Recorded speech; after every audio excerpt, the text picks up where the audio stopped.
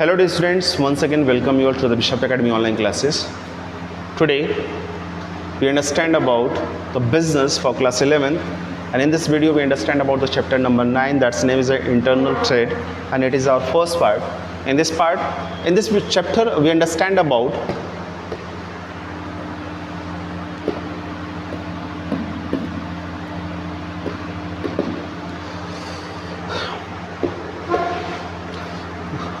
some concept that's name is the internal trade, where we understand about their meaning, types, service rendered, and a wholesaler and retailers.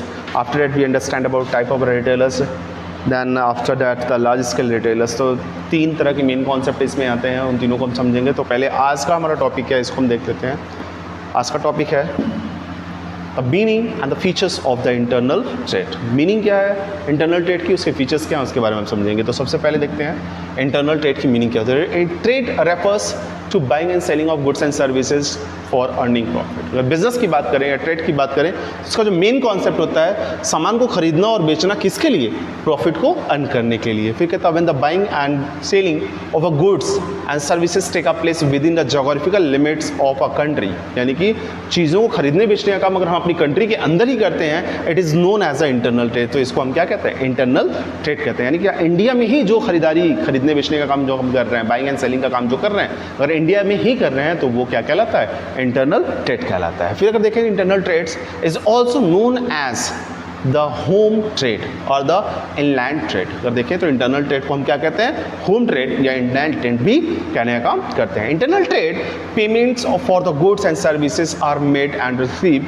In a country the national currencies only. जो internal trade होता है उसमें जो भी payment of goods होता है या services का जो पेमेंट होता है वो अपनी ही कंट्री या कंट्री के ही करेंसी में किया जाता है और कंट्री के अंदर किया जाता है. तो with in the countries the goods can be sold anywhere.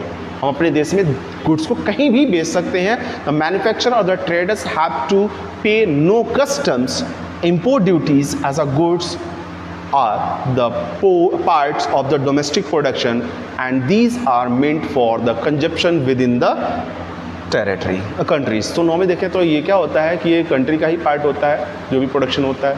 तो कंट्री के लोग जो होते हैं उनके कंजप्शन को पॉइंट ऑफ व्यू करके इसको जनरेट करने का काम किया जाता है. इसलिए इसको कोई भी किसी भी तरीके के ड्यूटी चार्जेस अप्लाई नहीं होते हैं. Main feature of internal trade की अगर बात करें तो कहता है buying and selling of goods and services take a place within the country. ये सारी चीज़ें अपने कंट्री के अंदर ही इनको बेचने खरीदने का काम किया जाता है.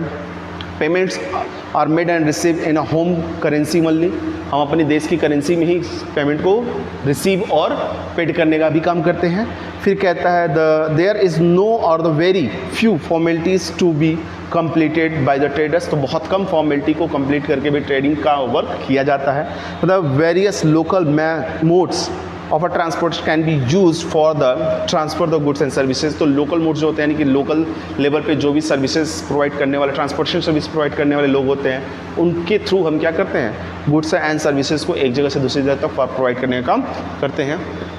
अगर हम इसके बाद देख लें तो टाइप की बात कर लें तो होलसेल होता है. इंटरनल ट्रेड की अगर बात करें तो इसमें होलसेल ट्रेड आता है या होलसेल ट्रेड आता है, दूसरा हमारा रिटेल आता है. तो फर्स्ट ऑफ ऑल हम समझेंगे किसके बारे में, इसमें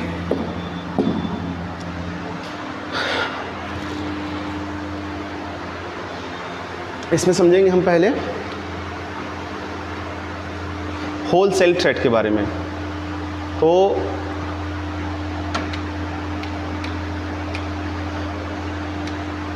यहाँ पे हम समझेंगे internal trade can be classified into two categories. पहला होलसेल ट्रेड और दूसरा रिटेल. तो होलसेल ट्रेड क्या होता है पहले इसको समझ लें. देखिए wholesale trade refers to the trade in the goods are sold in large quantity. यानी होलसेल ट्रेड में क्या होता है, ये ऐसा ट्रेड होता है जिसमें गुड्स को क्या कहता है, लार्ज क्वांटिटी में बेचने का काम किया जाता है. The person who carried on the wholesale trade is known as a holer. यानी कि वो व्यक्ति जो होलसेल ट्रेड करने का काम करता है उसे हम होलसेलर कहते हैं. The wholesaler buy the goods directly from the manufacturer in bulk and sell them in the small lot of to the retailer. तो होलसेलर क्या करता है, मैन्युफैक्चरर से बड़ी क्वांटिटी में सारे गुड्स को परचेज करने का काम करता है, और जो छोटे छोटे रिटेलर्स होते हैं उनको स्मॉल क्वांटिटी में डिस्ट्रीब्यूट करने का काम करता है या बेचने का काम करता है। और wholesaler act as a middle man between the manufacturer and retailer. अगर रिटेलर और मैन्युफैक्चरर के बीच की बात करें तो होलसेलर क्या करता है, एक मिडिल मैन का रोल प्ले करने का काम करता है। फीचर ऑफ होलसेल की ट्रेड की बात करें तो wholesaler act as a link between the producer and retailers. दोनों के बीच में भाई रिटेलर जो होता है वो छोटी छोटी क्वांटिटी में खरीदता है, तो वो सीधे जाके मैन्युफैक्चरिंग कंपनी से खरीद नहीं सकता, तो वो क्या करता है, होलसेलर से खरीदता है। और होलसेलर क्या करता है, बड़ी क्वांटिटी में खरीदता है तो वो सीधे मैन्युफैक्चरर से खरीदता है। तो प्रोड्यूसर और रिटेलर के बीच में ये क्या करता है, लिंक का काम करता है। फिर कहता था wholesaler deals with the large quantity of goods. Wholesaler जो होता है वो क्या करता है, लार्ज क्वांटिटी ऑफ गुड्स के साथ डील करने का काम करता है। तो wholesaler is generally the specialised in one line product, for the example stationery, food grains etcetera. तो होलसेलर जो होता है जनरली क्या होता है, वन लाइन प्रोडक्ट यानी एक जैसे प्रोडक्ट को इसकी डीलिंग करने के लिए क्या होता है, स्पेशलाइज होता है। यानी कि अगर मान लीजिए स्टेशनरी का काम कर रहा है तो स्टेशनरी से रिलेटेड जितने भी प्रोडक्ट होंगे वो उसके पास होंगे। फिर कहता है wholesaler invest the large amount of a capital in maintaining the stock of goods. Stock of goods को मेंटेन करने के लिए क्या करता है होलसेलर, बड़ी मात्रा में पैसे को इन्वेस्ट करने का काम करता है। फिर कहता है wholesaler generally the sell goods in the small lots to retailers and generally does not sell to the ultimate consumer. Wholesaler क्या करता है, जनरली वो अल्टीमेट कंज्यूमर यानी जिसको यूज करना है उसको नहीं बेचने का काम करता है, वो किसको बेचने का काम करता है, रिटेलर्स को बेचने का काम करता है। The generally the margin of the profit of a wholesaler is low. अगर देखें तो जो होलसेलर का मार्जिन ऑफ प्रॉफिट होता है वो क्या होता है, कम होता है। The wholesaler is the first intermediaries in the distribution channel. अगर देखें तो होलसेलर जो है पहला इंटरमीडिएटरीज कहलाता है किसमें, डिस्ट्रीब्यूशन चैनल का। यानी जैसे जिस चैनल के थ्रू प्रोडक्ट अल्टीमेट कंज्यूमर तक पहुंचता है उसमें पहला जो पड़ाव होता है वो होलसेलर ही होता है। अब हम बात करते हैं सर्विस ऑफ अ होलसेलर्स। तो होलसेलर्स कौन कौन सी सर्विसेज को प्रोवाइड करने का काम करता है। तो पहला सर्विस जो है मैन्युफैक्चरर को कैसे देता है, कहता है facilitate the large scale production of economics of scale. और इकोनॉमिकल स्केल की बात करें तो ये क्या फैसिलिटीज प्रोवाइड करने का काम करता है। कहता है economic of scales refers to the benefits of the operating the large scale. यानी कि ये ऐसी होती है जो लार्ज स्केल पे बेनिफिट्स को रिप्रेजेंट करने का काम करते हैं। Wholesalers help the manufacturer to avoid the avail the benefits of the large scale operation as they buying the goods in a large quantity। अब होलसेलर क्या करता है, जो प्रॉब्लम होता है, एक फियर जो होता है प्रोड्यूसर का कि प्रोडक्ट बिकेगा कि नहीं बिकेगा, तो लार्ज स्केल पे उसको किस तरीके से प्रोड्यूस करे। तो होलसेलर क्या करता है, ज़्यादा से ज़्यादा प्रोडक्ट को खरीदने का काम करता है, जिसकी वजह से क्या होता है, जो इस तरह का डर बना रहता है मैन्युफैक्चरर के माइंड में कि वो प्रोडक्ट को कैसे बेचेगा, वो क्या होता है, खत्म हो जाता है। अभी कहता है they buy in the bulk which enables to manufacturer also to produce the bulk and avail the benefits from of the large scale production. और वो क्या करता है, साथ साथ कि वो हमेशा जो प्रोड्यूसर होता है उसको इंक्रीज कहते हैं, एक आप यूँ कह सकते हैं कि उसको इनकरेज करने का काम करता है कि वो ज़्यादा से ज़्यादा प्रोडक्टिविटी को और मेंटेन करे, और साथ ही साथ बेनिफिट का जो पॉइंट ऑफ व्यू है उसको फोकस कर सके, क्योंकि वहाँ उसको डर बना रहता है। देन आफ्टर अगर बात करते हैं दूसरा पॉइंट क्या कहता है इसका, help in the marketing functions. Marketing functions को यानी मार्केट में जो डिमांड एंड सप्लाई होती है उसको मेंटेन करने का काम करता है। The wholesaler employ the sales force to reach the retailers located for the corners of the countries. तो होलसेलर क्या करता है, एम्प्लॉय करने का काम करता है उन सेल्स फोर्स को जिसके थ्रू वो क्या करता है, जो रिटेलर्स है कंट्री के किसी भी कॉर्नर में उन तक पहुंचने का काम करता है। फिर कहता है the sales persons of a wholesaler perform the task the persuading the retailers to display and sell the goods at their retail outlet। तो नॉर्मली क्या करता है, ये होलसेलर को अपॉइंट करता है। होलसेलर क्या करता है, उनको चीज़ों के बारे में बताता है और उनको के सामने चीज़ों का डिस्प्ले करता है, जिसके थ्रू क्या करता है, रिटेलर गुड्स को अपनी दुकान से बेचने का काम करता है। फिर एक्सपर्ट एडवाइस होता है। नॉर्मली होलसेलर की बात करें तो wholesaler provides the information regarding to the preference and the expectation of the customer to the manufacturer. Manufacturer को क्या करता है, ये आइडियोलॉजी बताने का काम करता है जैसा कस्टमर चाहता है, या फिर इंफॉर्मेशन प्रोवाइड करने का काम करता है। He also the collect the information regarding to the product of the competitors price of their product. वो और भी क्या कर सकता है, जो कंपटीटर होते हैं मैन्युफैक्चरर से, उसके जो कंपटीटर हैं उनके प्रोडक्ट की प्राइसिंग को और प्रोडक्ट की क्वालिटी के बारे में भी क्या करता है, इन्फॉर्मेशन कलेक्ट करने का काम करता है, जिसके थ्रू वो क्या करता है, जो मैन्युफैक्चरर होता है उसके माइंड में इस पॉइंट ऑफ व्यू को रिप्रेजेंट करने का काम करता है, जिसको वो फोकस करके अपने प्रोडक्ट में की प्राइसिंग में, प्रोडक्ट के क्वान्टिटीज़ में, प्रोडक्ट की क्वालिटी में बदलाव ला सके। ये भी हेल्प करता है।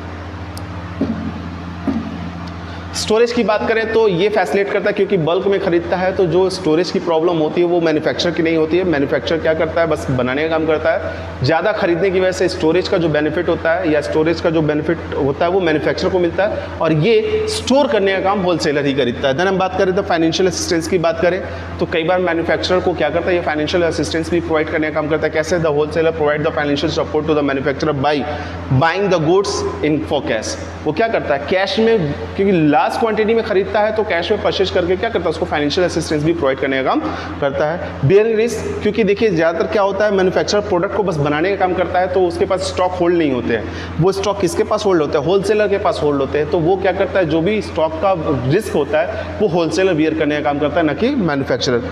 Facilitate the production continuity. अब देखिए, जब लार्ज क्वांटिटी में मैन्युफैक्चरर क्या करता है, प्रोडक्ट को प्रोड्यूस करने का काम करता है, तो होलसेलर बल्क क्वांटिटी में उसको खरीदने का भी काम करता है। तो जब ज़्यादा से ज़्यादा खरीदता है तो वो उसको डिस्ट्रीब्यूट लगातार करता रहता है, जिसकी वजह से जो मैन्युफैक्चरर होता है वो मोटिवेट होता रहता है कि वो ज़्यादा से ज़्यादा क्या करे, क्वांटिटी को बनाए रह सके, ज़्यादा से ज़्यादा प्रोडक्शन को लगातार वो करता रहे। इस वजह से यहाँ फैसिलिटेट द प्रोडक्शन कंटिन्यूटी को मेंटेन करने का काम करता है। वो इस तरीके से वो ज़्यादा से ज़्यादा मतलब वो रेगुलर प्रोडक्टिविटी को मेंटेन कर सकता है।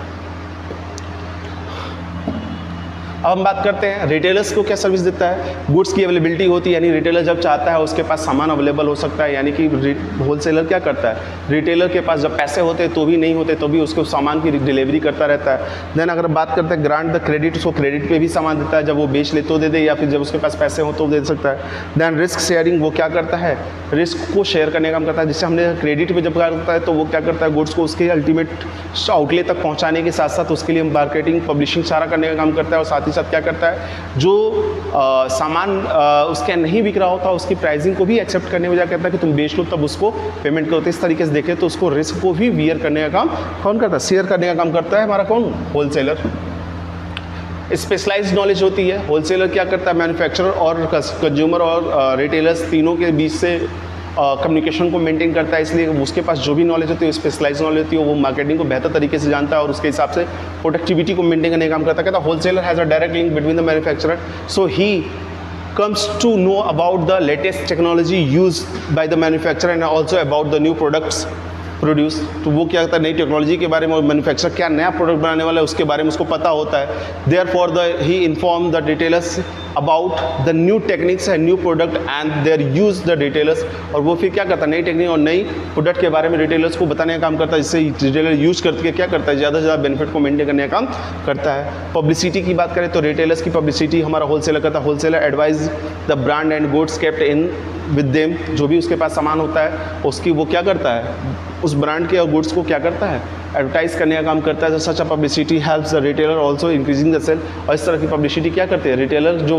प्रोडक्ट बेचने का काम कर रहा है उसकी हेल्प भी करता है, उसके यहाँ लोग उस प्रोडक्ट की डिमांड भी करते हैं। तो marketing support, wholesaler perform the various marketing function and provide the support to the retailers, they undertake the advertising and other sales promotion activities to induce the customer to purchase the goods। तो वो क्या करता है, बहुत तरह की sales promotion से related activities करता है, जिसके थ्रू वो कस्टमर को क्या करता है, अट्रैक्ट कर सकता है उस पर्टिकुलर प्रोडक्ट को खरीदने के लिए, जिससे रिटेलर्स क्या करता है, अपनी शॉप से बेचता रहता है और ज़्यादा से ज़्यादा बेनिफिट को मेंटेन कर सकता है। इकोनॉमिक स्केल की अगर बात करें तो क्या होता है, लार्ज क्वांटिटी में खरीदने के बाद भी उसे क्या करता है, वो जो रिटेलर होते हैं उनको डिस्काउंट भी देता है और साथ ही साथ क्रेडिट पे भी फैसिलिटीज़ प्रोवाइड करने का काम करता है।